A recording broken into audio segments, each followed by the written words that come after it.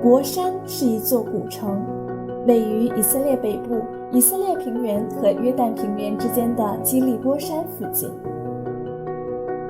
在古代征服战争中，迦南地有很多非常重要的要塞，其中首当其冲的是米基多，其次就是博山。因此，据说古埃及的君王们经常侵略博山。有人说，出埃及地里的法老拉美西斯二世也侵略过这里，这种说法也吸引了眼球。进到迦南地后，马拿西支派从约书亚那里得到博山为遗业，但马拿西人却没能赶出所有迦南人，使博山成为了一个隐患。现在我们看到的这些文物的样子，都是与圣经无关的拜占庭时期罗马制造出来的。当时的博山和凯撒利亚一样，是最能体现罗马风貌的城市。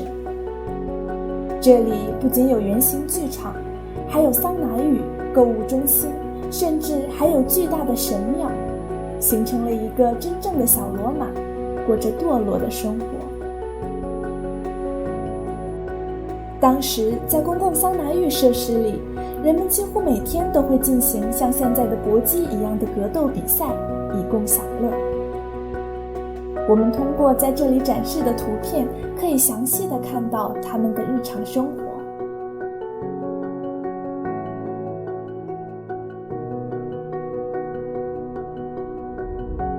后来在公元749年发生了空前的大地震，博山就这样倒塌了。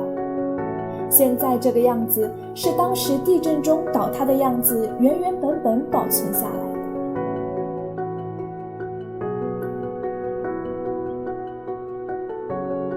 值得注意的是，倒塌的神庙的柱子特别显眼，这不禁让我们想起了参孙最后的样子。扫罗王死了之后，钉塌尸体的博山的城墙现在已经消失不见，只在山坡上留下了古城墙的遗址。扫罗王在基利波山上与非利士人最后一次的战争中战败了，他和他的3个儿子约拿单、亚比拿达、麦基舒亚一同死了。非利士人割下扫罗王的首级，把他和他儿子的尸身钉在博山的城墙上展示。基列雅比的居民听见此事，连夜赶来，将尸身拿去安葬。他们为什么这样做呢？原来过去在亚门人的王拿辖攻过来的时候，他们靠着扫罗王的恩典打败了亚门人，所以他们这样做是为了报恩。一个国家的王更换了之后，他们肯定会在政治上察言观色，但即使这样，他们也义不容辞地给扫罗王办了葬礼。后来大卫王也因此厚待了基列雅比人。是的，他们的心没有跟着环境偏向有利于自己的方向，而是走向了恩典。这一举动感动了神人大卫的心。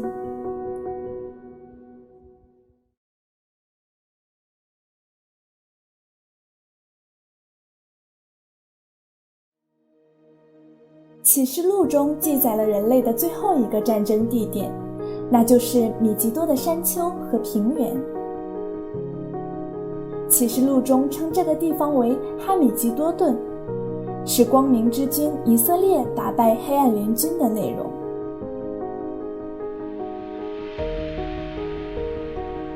米吉多是旧约时代的以色列爆发国际战争最多的地方。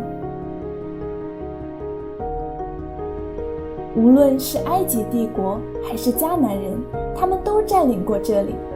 数千年来，征服者们无数次重复着在攻破的城池上打地基、建城池、推倒再建城池的工作。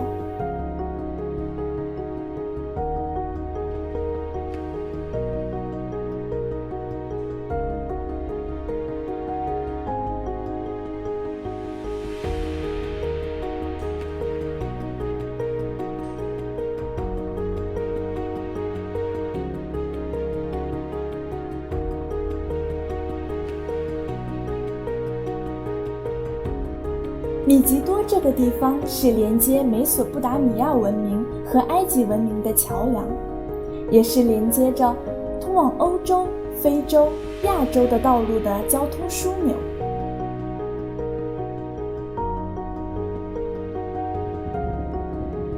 越过地中海就能看到的这条平坦的小路也被称为海路。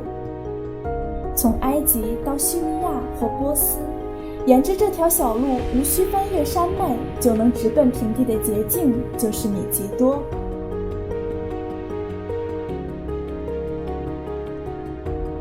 战争时期，可以在帝国和帝国之间以最快的速度运输军需品和补给的路，国际贸易中最快最容易到达其他大陆的关口就是米吉多。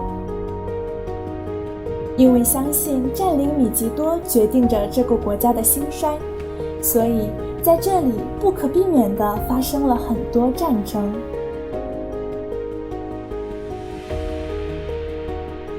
所罗门王知道米吉多的重要性后，建造了一座要塞，并派了官长来守卫这里。为了在战争中速战速决，还建造了一座以马兵城和兵营城为特色的要塞。因此，在出土的文物中发现了古代的军用马厩、马槽等。所罗门通过米吉多的官长，尤其加深了与王室之间的交流。여러분 여기는 이제 이 단면도입니다. 이 무깃도의 단면도인데 무깃도 성 요새에 아합 왕 시대 때 이 만들어진 어떤 수로에 대한 설명을 좀 해드리겠습니다. 여기가 성벽입니다. 요새의 벽이죠. 여기는 성 안이고 여기는 성 바깥입니다. 여기는 이 물을 얻을 수 있는 유일한 이제 물을 길러 올 수 있는 물이 흐르는 곳이고, 그래서 물을 길러러 갈 때 성 밖으로 나가서 이쪽에 가서 물을 길러서 성 안으로 다시 들어왔는데, 전쟁 시에 적들이 오면 적들이 이 성 밖에 여기에 주둔을 하고 있습니다. 그렇기 때문에 이 성 밖으로 나가면 적들이 기다리고 있기 때문에 물을 길를 수가 없죠. 그래서 전쟁 전에 어떤 물 시스템을 만들었냐면, 여기를 담을 쳐서 막아버리고요. 그러면 여기에 뭐가 있는지 모릅니다. 그리고 성 안으로 여기 땅을 파서 계단을 만들고, 그 다음에 이렇게 땅굴을 만들었습니다. 터널을 만들었어요. 마치 북한이 파놓은 땅굴 같은 그런 터널을 만들어서 들어가서 물을 길러서 이 땅굴을 통해서 성 안으로 물을 길러 왔습니다. 그러니까 적들이 요새 밖에 있어도 땅을 통해서 이 터널, 땅굴을 통해서 물을 길러 왔기 때문에 이 사람들은 전혀 알 수가 없는 겁니다. 그래서 성 바깥으로 물을 길러러 갔던 일들을 땅굴을 파서 땅굴을 통해 성 안으로 물을 길러서 전쟁용으로 썼다. 이 시스템을 아합 왕 시대 때 만들었다고들 추측을 하고 있습니다.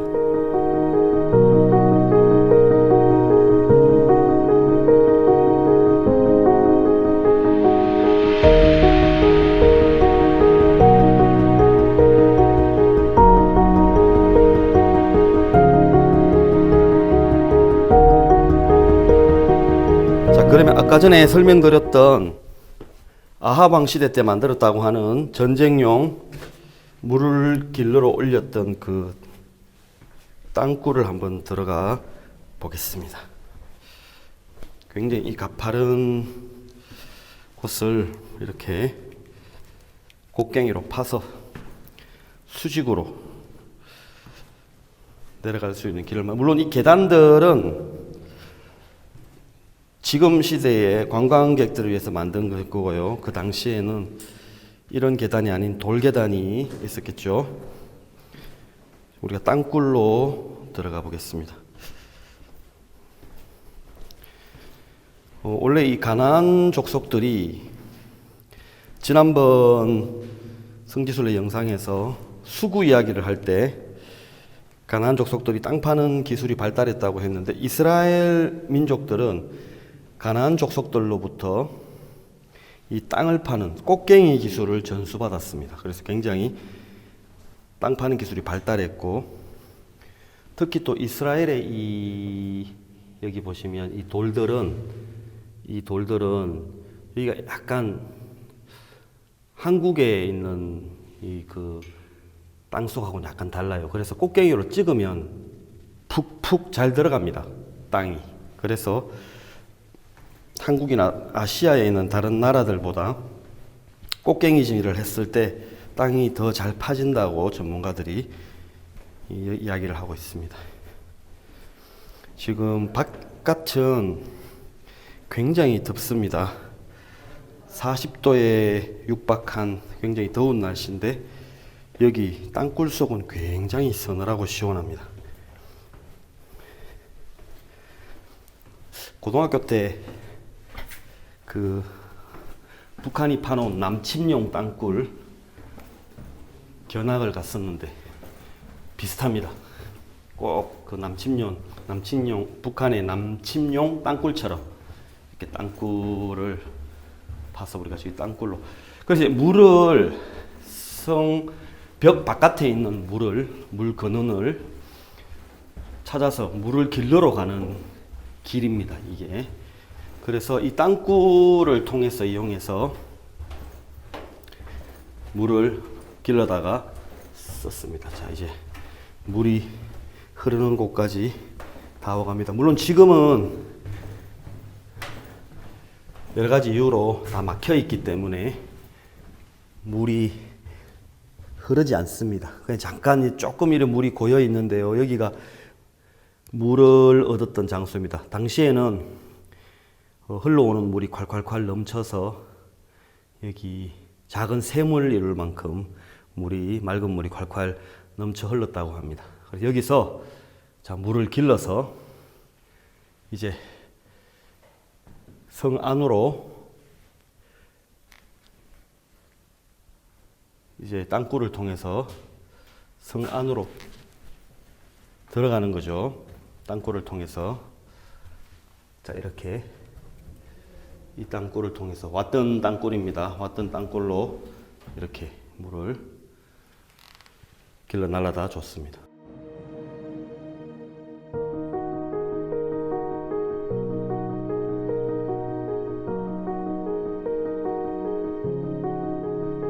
耶户造反，杀了以色列约兰王，又在米吉多杀了正在逃跑的犹大王亚哈谢。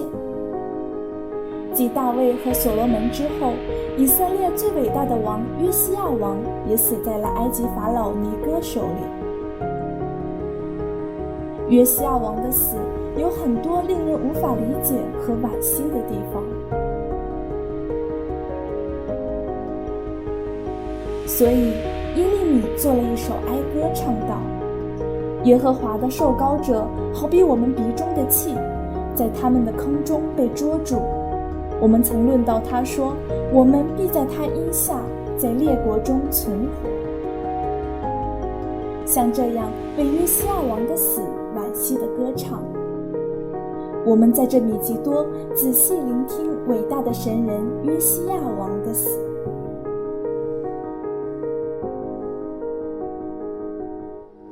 여러분 앞에 보이는 이 평원이 무깃도 평원입니다.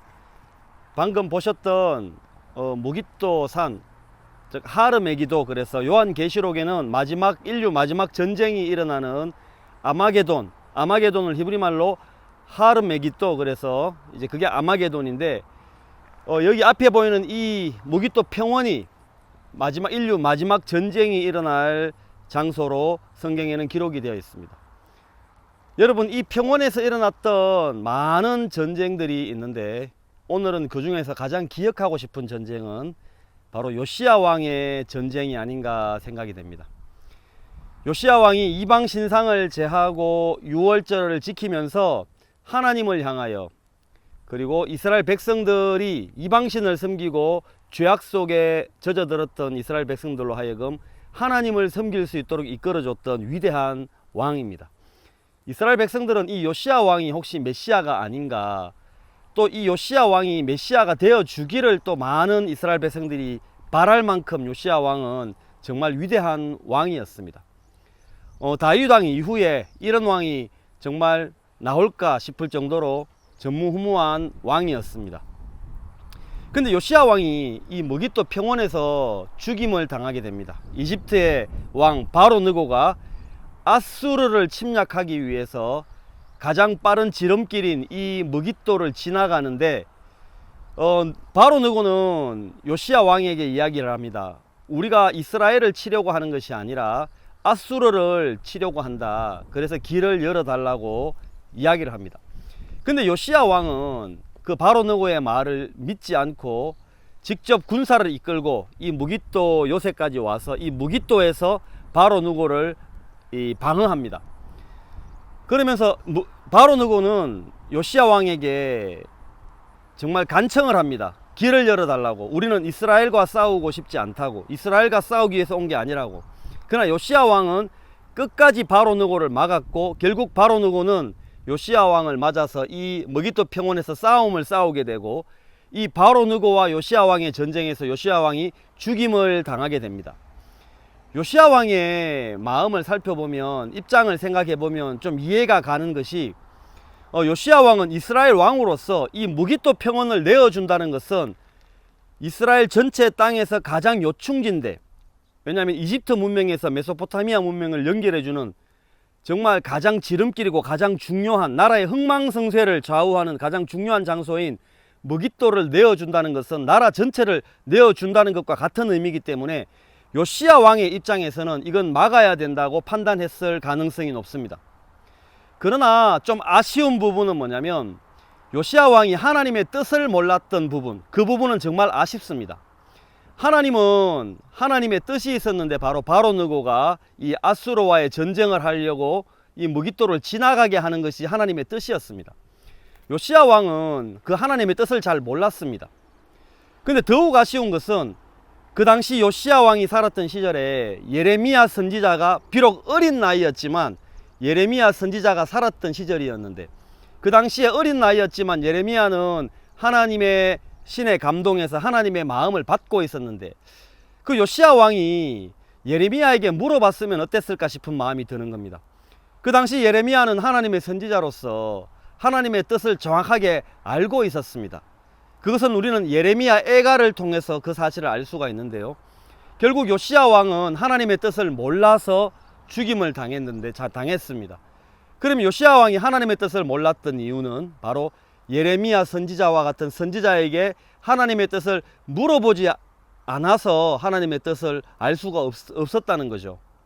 너무 아쉽고 안타까운 이야기가 아닐 수 없습니다. 그래서 예레미야는 이 요시야 왕의 이 죽음을 애도하고 슬퍼해서 예레미야 애가를 지어서 요시야 왕의 죽음을 기념했습니다. 그리고 그 넋을 기렸습니다. 이 말은 예레미야 선지자는 하나님의 뜻이 무엇인지를 정확하게 알고 있었다는 겁니다.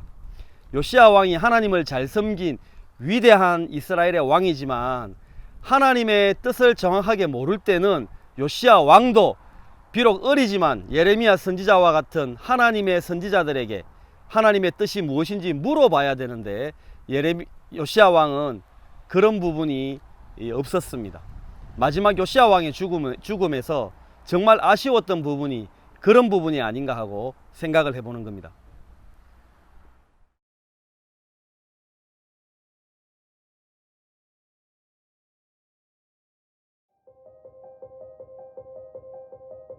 马萨达是一座高约450米、长600米、宽250米的平地山坡要塞。因为在马萨达发生的各种历史事件，现在这里也成为了犹太人学生们参观和修学旅行的必去之处。马萨达的第一部历史是从希律一世的故事开始的。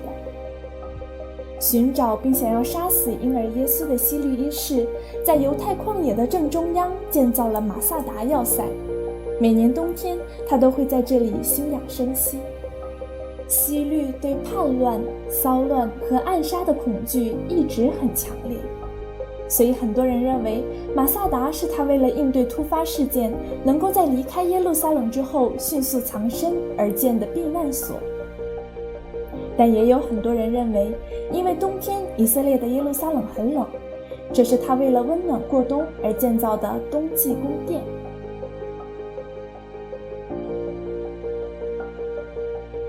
从在马萨达发现的桑拿设施、洗浴设施以及各处配备了享乐设施的痕迹来看，这是一个完全有可能的故事。虽然过了2000年的岁月，但在当时这里建造的具备汗蒸房系统的桑拿设施和当时浴池上的瓷砖、大理石地面、壁画等，在现在看来也可以算得上水准很高，相当豪华了。据说巨大的仓库里装满了能享用1年的葡萄酒和食物。当然，在这里工作的奴隶们是无福消受的。据传，希律不仅邀请了罗马的贵族们，还邀请了埃及女王克里奥帕特拉一起享受。公元66年，犹太极右主义者起义。公元70年，罗马军队征服了耶路撒冷，并摧毁了圣殿。960名宣称要誓死与罗马抗争到底的犹太人，躲避耶路撒冷，逃到马萨达，展开最后的抗战，书写了马萨达的第2段历史。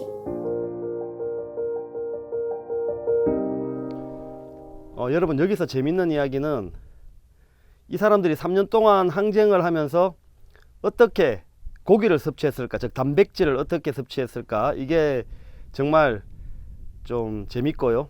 그 다음에 어떻게 3년 동안 물을 부족함 없이 끓여다가 쓸 수 있었을까. 여기는 물 한 방울 나지 않는 곳인데 어떻게 3년 동안 이 900여 명의 사람, 960여 명의 사람들이 부족함 없이 물을 끓여다가 쓸 수 있었을까. 이런 부분들이 굉장히 재미있는 수수께끼로 여겨지고 있습니다. 当时指挥犹太人的领袖是埃利埃泽本耶尔。罗马军队围攻了马萨达3年，却多次进攻失败。罗马军认为犹太人会因为无从取水而被迫投降，所以他们每天拿出每个人得到的1.5升补给水向城里的人展示，以此展开了心理战。可没想到的是，他们竟然在山上给罗马军展示了洗衣服的场面，以此进行了还击。那么这3年来，他们究竟是如何得到水的呢？ 자, 여러분 제가 물을 한번 부어 보겠습니다. 여기는 이 마사다의 모형입니다. 마사다의 모형을 이렇게 만들어 놨는데 이들이 어떻게 물을 얻을 수 있었는지에 대한 이 비밀을 이 모형을 통해서 한번 풀어 보겠습니다. 유대 산지는 예루살렘 쪽이 지대가 높죠. 그래서 비가 오면 빗물이 아래로 이제 흘러가기 때문에 헤로당이 인공 수로를 만듭니다. 빗물을 비축하기 위한. 자, 여기 보면 인공 수로를 만들어 놨는데 내가 물을 한번 부어 보겠습니다. 자, 비가 옵니다. 자, 그럼 이 빗물이 자, 인공 수로를 타고 자, 산지에 비가 오면 자, 여러분 산지에 이렇게 비가 오면 이 빗물이 이 인공 수로를 타고 마사다 중간중간에 만들어 놓은 천연 동굴에, 이 천연 동굴 속으로 물이 비축됩니다. 한번 물이 비축되면 이 비축된 물은 천여 명의 사람들이 1년 동안 쓸 수 있을 만큼 충분한 물을 비축했다고 이야기합니다. 그래서 헤로드 1세가 이미 이것을 만들 때 여기 물이 없는 것을 알고 인공 수로를 제작해서 산지에서, 높은 산지에서 내리는 비를, 이 빗물을 그 수로를 통해서 받아서, 자, 인공 수로를 통해 여기 천연 동굴에, 천연 구덩이에 물을 비축하고, 그리고 이 물을 여기 보면 꼬불꼬불 길이 나 있습니다. 이 꼬불꼬불 나 있는 이 길로, 자, 여기 보이는 여기는 이제 헤롯의 궁전입니다. 여기서 이 꼬불꼬불 나 있는 이 길로 나귀를 내려보내서 나귀가 이 길을 타고 내려가서 이렇게 가서 이 동굴에 뚜레박을 내려가지고 물을 다 길러가지고 나귀로 이 물을 길러 이 길로 다시 끌어 올렸다고 합니다.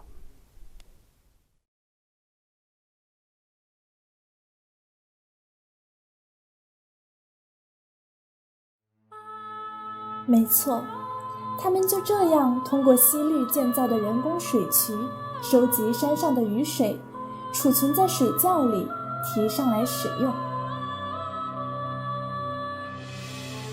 据说蔬菜是通过宅旁地得到的，蛋白质是饲养了数百只鸽子，靠着它们的蛋和肉来补充的。当时养鸽子的鸽舍完好地保存了下来。我们可以清楚地看到马萨达下面的罗马军队驻地，他们在那个地方垒起土堆，从那上面用力将攻城的木质战车推下去，摧毁了要塞的一部分，最终占领了这里。罗马军队最后攻上来的时候使用的土堆，至今依旧清晰可见。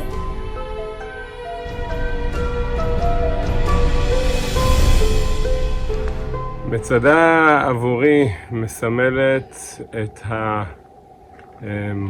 היכולת לחזור אחרי אלפי שנים לאותו מקום שבו היישוב היהודי בארץ חרב, המקום האחרון, והנה 2000 שנה אחרי אנחנו בונים מחדש את ארץ ישראל ואת כל היישוב בארץ, ולדעת שמצדה נפלה פעם אחת, אבל שנית מצדה לא תיפול. 据说罗马军队上山时，这里的犹太人已经全部丧命，只有1名妇女和3个孩子还活着。原来他们为了不被罗马军杀死，先抽签选出10个人，用刀杀死自己的家人和其他人，然后剩下的人再摔倒在刀上自杀，通过这种方式来避免受到被外邦人杀害的羞辱。我们能从这个故事中知道什么呢？虽然这是在耶稣升天40多年之后发生的事情，但这些人是与耶稣毫无关系的人吗？这一点引人深思。他们中不仅有壮丁，还有老人、妇女和小孩。我们看这些老人，他们大多是耶路撒冷人，可能在40年前他们年轻时在耶路撒冷看到过耶稣被钉十字架，或者他们有可能也在那些高喊着要钉死耶稣的犹太人之中，又或者他们听到了这样的声音。也就是说，抗战到最后的这些人很有可能是耶稣被钉十字架时高喊着要把耶稣钉在十字架上的那群人，或是他们的后代。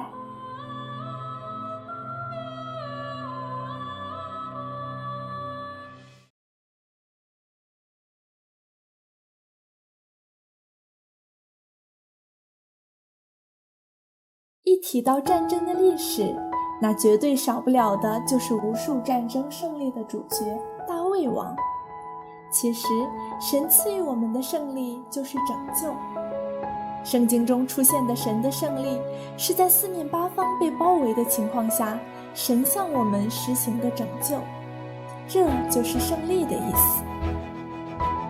在伯利恒牧人的原野上，大卫王从狮子和熊的爪子下亲身经历了神的拯救。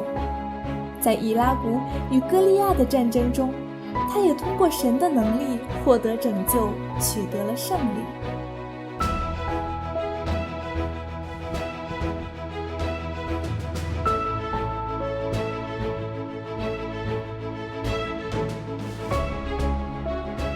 通过耶布斯人的水沟占领耶布斯山城的故事，也是神赐予了智慧后施行拯救的故事。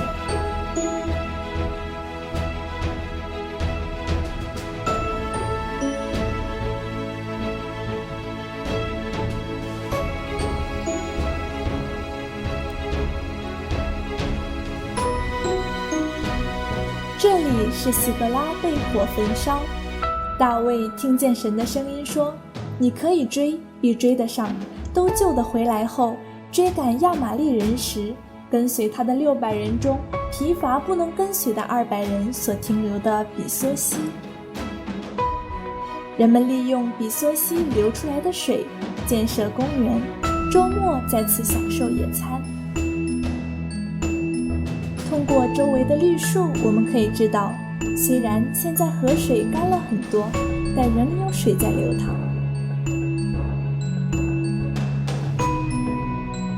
我们通过这座桥穿过比梭溪。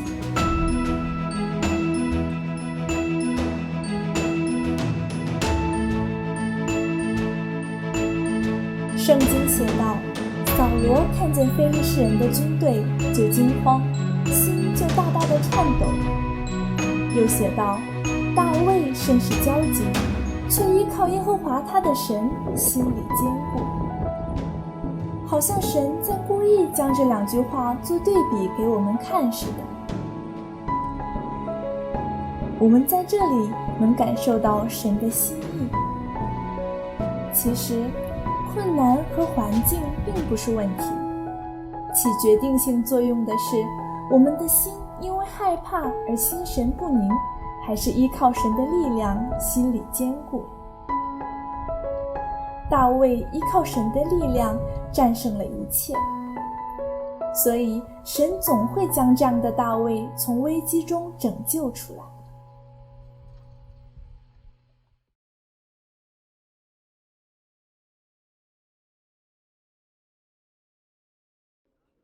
在这里，哭墙就像是律法和祷告的象征。律法上说，要将神的法记在手腕和额头上，所以在这里经常能看到人们把经文护符匣系在手腕上，戴在额头上。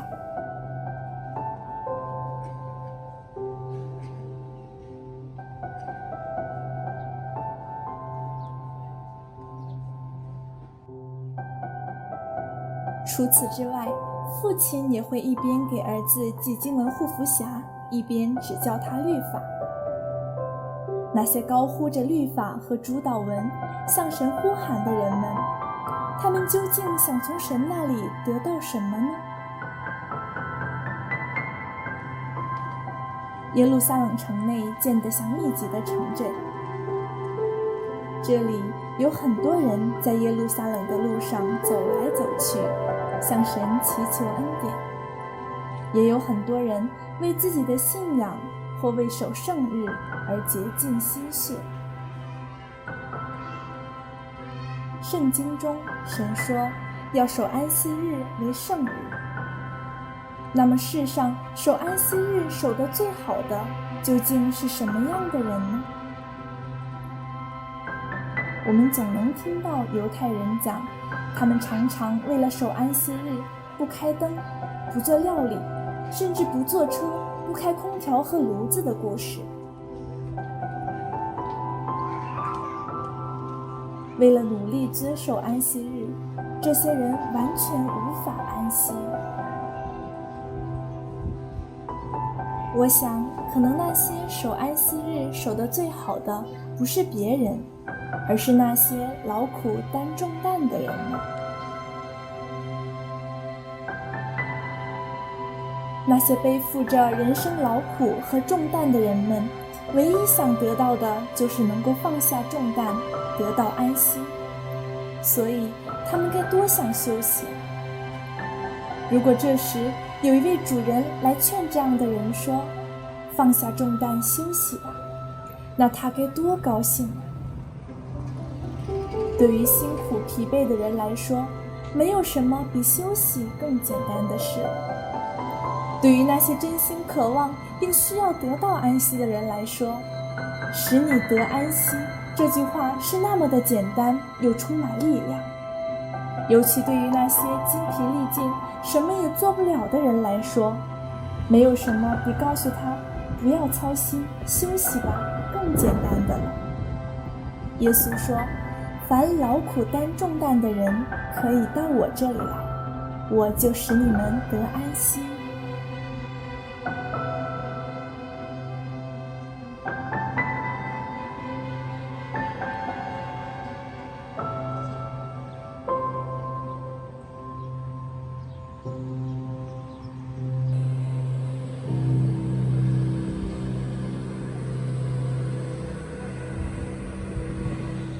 예루살렘 성벽을 한번 걸어 보겠습니다. 성벽 위에 제가 올라와 있습니다. 제가 그래서 이게 1km가 넘는데 이 성벽을 걷고 나면 여러분들이 영상을 보실 때는 빨리 감기를 해서 보셔야 될 것 같습니다.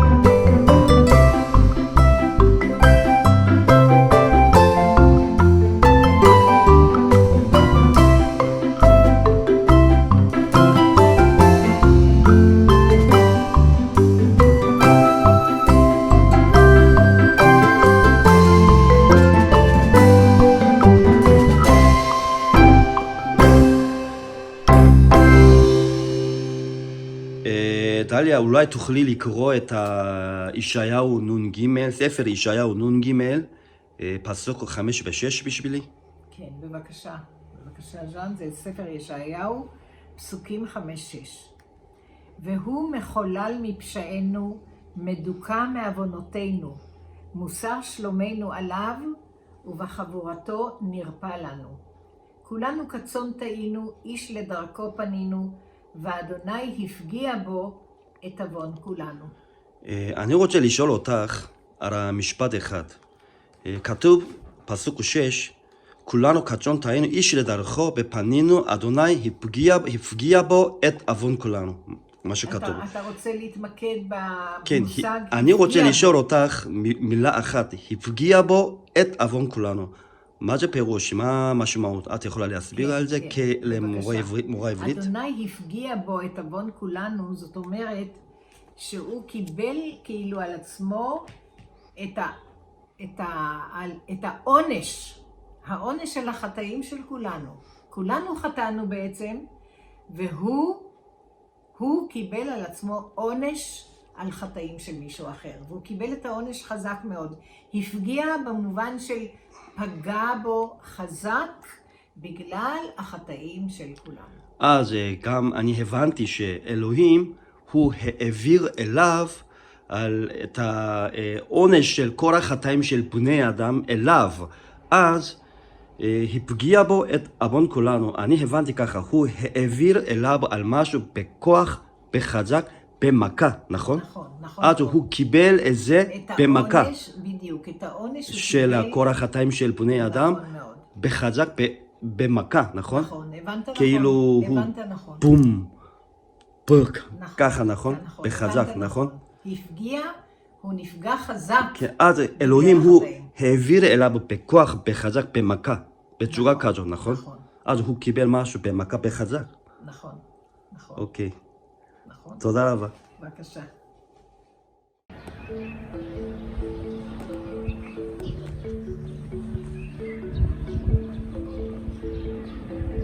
자, 여러분, 여기는 베데스다입니다. 베데스다는 벳하스다, 그래서 은혜의 집이라는 뜻인데, 요한복음 5장에 나오는 베데스다의 현장은 아니지만 같은 자리입니다. 요한복음 5장에 나오는 베데스다, 진짜 베데스다는 이 땅보다 더 밑에, 한 9m 정도 더 밑에 있습니다. 여기는 행각 5이 있었던 자리이고, 지금 여기 있는 유물들은 비잔틴 시대 때의 유물들, 그리고 오스만 투르크 시대 때 유물들이 섞여서 있습니다. 비잔틴 시대 때 여기 사람들은 집을 짓고 또 교회를 짓고 주거하면서 살았습니다. 자, 여기 베데스다 연못에 물이 있었던 자리, 연못인데 지금 물이 없는데, 옛날 예수님 시대 때 연못은 이보다 더 깊은 곳에 좀 더 깊게 있었겠죠. 자, 여기는 베데스다에 행각 5이 있었던 자리입니다. 물론 예수님 시대 때 그 베데스다의 모습은 아니죠. 그 행각 자리는 아니겠죠. 예수님 시대 때 베데스다의 모습은 이거보다 9m 정도 밑에 있습니다.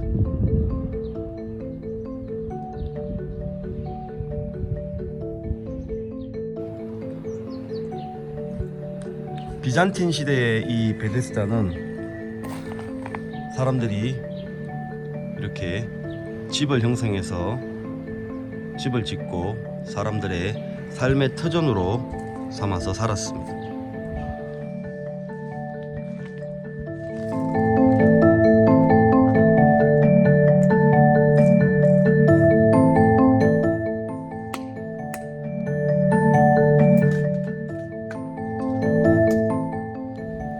여러분, 여기 있었던 38년 된 병자는 다른 많은 병자들하고 좀 마음이 달랐습니다. 이 38년 된 병자는 자기 스스로 절대 물이 동할 때 이 못에 들어갈 수 없었기 때문에 자기를 누가 못에 넣어줘야 자기가 못에 들어갈 수 있다고 생각을 했습니다. 스스로 아무것도 할 수 없는 자기 자신을 알고 있었습니다. 예수님은 이 38년 된 병자가 병이 오래됐고 또 얼마나 이 병이 또 심각했는지를 예수님은 아셨다고 성경은 이야기하고 있습니다. 예수님이 이 38년 된 병자에게 일어나 네 자리를 들고 걸어가라 했을 때 이 38년 된 병자가 38년 동안 한 번도 걸어본 적이 없고 다리가 메말랐는데 얼마나 그게 어려운 일이었겠습니까? 그러나 그 사람 마음속에 이분이 메시아라면, 이분이 걸어가라 하면 내가 걸어갈 수 있겠구나 하는 마음을 가졌습니다. 38년 된 병자가 걸을 수 있는 유일한 방법은 자기의 노력이 아니라 메시아가 일어나 걸어가라 이 말씀을 믿는 것 외에는 길이 없었습니다. 내가 이분이 걸어가라 하면 걸어갈 수 있겠구나, 그 마음을 가졌는데 하나님은 그 마음 속에 역사하셔서 그가 그 마음을 가졌을 때 다리에 힘이 들어가고 또 온몸에 힘이 들어가면서 힘줄마다 힘이 들어가면서 그가 막 움직이려고 막 이렇게 막 발부둥 쳤을 때 그때 힘이 하나님으로부터 그 힘줄에 들어가면서 그가 일어나서 정말 걸어갈 수 있었다는 겁니다. 그것처럼 우리 마음에 예수님 나를 돕겠다, 예수님이 내 죄를 다 씻었구나, 이 마음만 가져도 하나님 우리에게 역사하시고 정말 하늘의 어떤 능력과 힘이 38년 된 병자의 다리 속에 들어간 것처럼 우리의 삶 속에 그 힘이 내려와서 우리가 그 힘으로 새로운 삶을 살 수가 있다는 겁니다.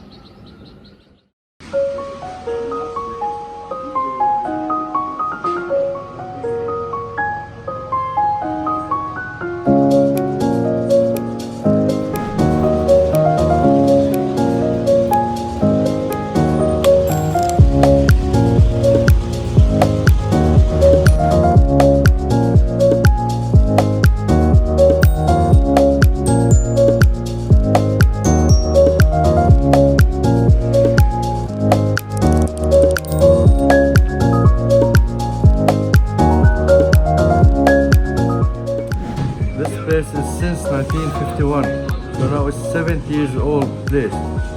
My grandfather, father, me and my sons. So it's 4 generations passed on this place.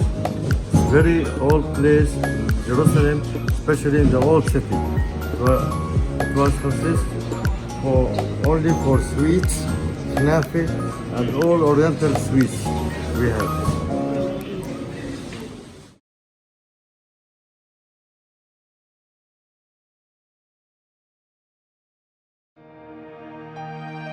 耶稣出生前，神就出现在住在拿撒勒的约瑟面前，告诉他耶稣的名字，并给了2个名字，一个是耶稣，还有一个是以马内利。耶稣的意思是将自己的百姓从罪恶里救出来，以马内利的意思是神与我们同在。神预先知道约瑟将来在婴儿耶稣诞生时必被希律追赶，遭遇许多困难，所以提前告诉了他名字，叫他不要害怕。这告诉了我们，不是约瑟守护了婴儿耶稣，而是因为婴儿耶稣，约瑟才得以被守护的事实。如果我们准确地知道以马内利的话，那我们就不用惧怕了，因为神与我们同在。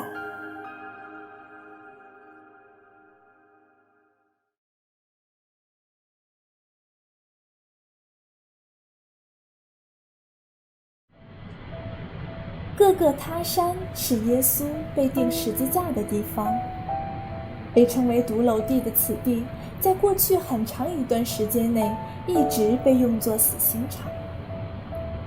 最开始这里是用石头砸死引发宗教问题的人的场所，后来在罗马统治时期开始被用作死刑场。据说因为山丘的形状像独楼一样，而且是死刑场，被处死者的头盖骨也被丢在这里，所以这里也被叫做独楼。现在这各个他山上面是阿拉伯人的公墓，下面是阿拉伯人的公交车站。 여러분, 저는 지금 예루살렘 성벽 위에 와 있습니다. 제가 지금 정면으로 바라보고 있는 곳이 바로 골고다 언덕입니다. 자, 골고다 언덕 보이십니까? 제가 지금 서 있는 이 자리가 바로 이 성벽이 있는 이 자리 바로 뒤에 빌라도 총독의 관저가 있었습니다.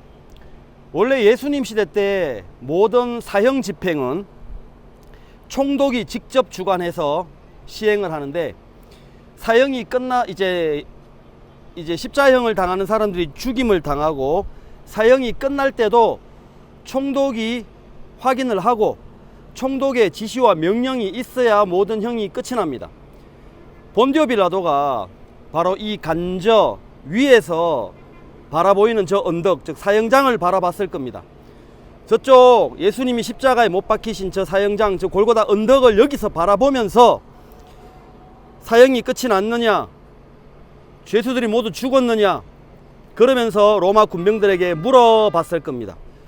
로마 군병들은 사형 집행을 마무리하기 위해서 창을 들고 가서 사람이 죽었는지 안 죽었는지 확인하기 위해서 창으로 이 예수님의 옆구리를 찔렀습니다. 그래서 예수님은 이미 죽으셨기 때문에 더 이상 예수님의 몸에는 손을 댈 수가 없고, 나머지 두 강도는 그때 사형이 맞춰질 시간에도 해질 무렵에도 아직 죽지 않았기 때문에 이제 이 망치를 들고 가서 이 무릎을 꺾고 하는 일들을 했습니다.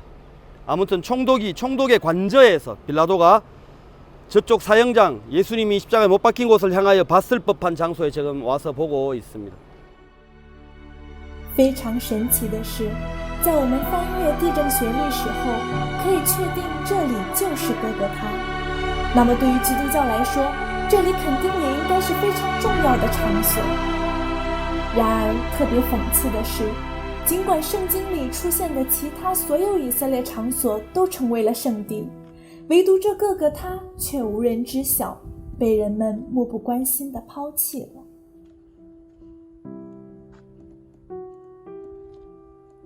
就像2000年前人们漠不关心地抛弃了被钉在十字架上的神的儿子一样，这哥哥他山不是被人们漠不关心地抛弃的圣地，而是至高的圣地。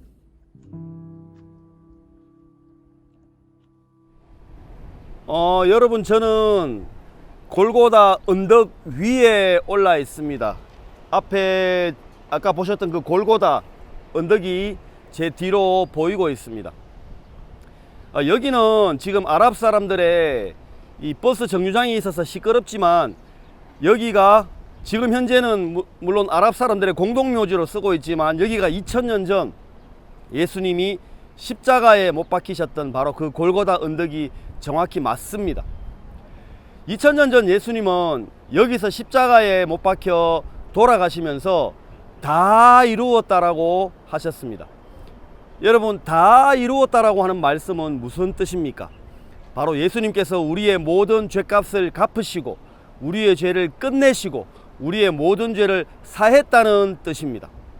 우리는 이스라엘의 수많은 전쟁을 봤습니다. 그러나 가장 중요한 전쟁은 죄와의 전쟁인데, 예수님은 바로 이 골고다 언덕 십자가 위에서 죄와의 전쟁을 끝을 내셨습니다. 그래서 예수님이 십자가에 못 박혀 돌아가실 때 우리의 모든 죄를 사하시고 우리의 모든 죄를 없애시고 우리를 거룩하고 깨끗하게 만드셨습니다. 여러분, 여기 햇볕을 보면 우리 눈에 보기에는 햇볕이 뿌옇게 보이지만, 프리즘이라고 하는 물체를 통과하면 이 햇볕이 빨주노초 파남보 7가지 빛으로 나타나는 것처럼, 여러분, 우리가 볼 때 우리는 죄인인 것 같고 우리는 더러운 것 같고 우리 마음에 죄가 남아있는 것 같지만, 마치 프리즘을 통과하고 빛을 보는 것처럼 예수님의 십자가를 통과하면 우리가 이제 죄가 없고 거룩하고 의롭고 우리의 모든 죄가 씻어졌다는 사실을 발견할 수가 있습니다. 하나님은 여러분과 저를 보실 때 그냥 보시지 않고 마치 프리즘을 통과하고 빛을 보는 것처럼 2000년 전 예수님의 십자가를 통과해서 우리를 보시기 때문에, 하나님이 보실 때는 여러분이나 제가 죄가 없고 거룩하고 의롭다는 것입니다. 여러분, 사단은 우리에게 생각을 넣어줍니다. 그래서 예수님이 십자가에 못 박혀 돌아가셔 우리 죄를 사했는데도 마음에 죄가 남아있는 것 같고 죄인인 것 같고 여전히 거룩하지 않고 더러운 것 같은 느낌을 우리에게 넣어줍니다. 그거는 사단이 넣어주는 생각입니다. 여러분, 우리는 사람들이기 때문에, 인간이기 때문에 헷갈릴 수 있고 어려워할 수 있고 잘 몰라서 당황할 수 있지만, 여러분, 우리가 어디서 시작을 해야 되겠습니까? 그때 우리가 예수님의 이 십자가 밑으로 와서 우리 모든 죄를 사하신 십자가에서 우리 인생을 시작한다면 어려울 것이 없고 우리 마음에 어지러운 모든 것이 깨끗하게 정돈되는 것입니다. 2000년 전 예수님은 이 십자가, 이 골고다 십자가에서 여러분의 모든 죄를 끝냈습니다. 이 십자가는 바로 우리 죄의 무덤입니다. 그래서 죄와의 모든 전쟁을 이 골고다에서 다 이루었다 하시면서 예수님이 끝을 내셨습니다. 여러분은 죄가 없는 의인이 되신 겁니다. 这里是被称为花园墓的耶稣的坟墓。耶稣结束了我们的罪，进到了这坟墓里，3天后复活了。现在耶稣已经不在这里，他复活了。他死是向罪死的，只有一次；他活是向神活着。我们所有的罪都和耶稣一起死了。耶稣复活后离开坟墓的时候，我们也一同出来了。现在我们要记住这个事实。哥罗西书记载说，神赦免了你们一切过犯，又涂抹了在律例上所写攻击我们、有碍于我们的字句，把它撤去，钉在十字架上，即将一切执政的掌权的掳来，明显给众人看，就仗着十字架夸胜。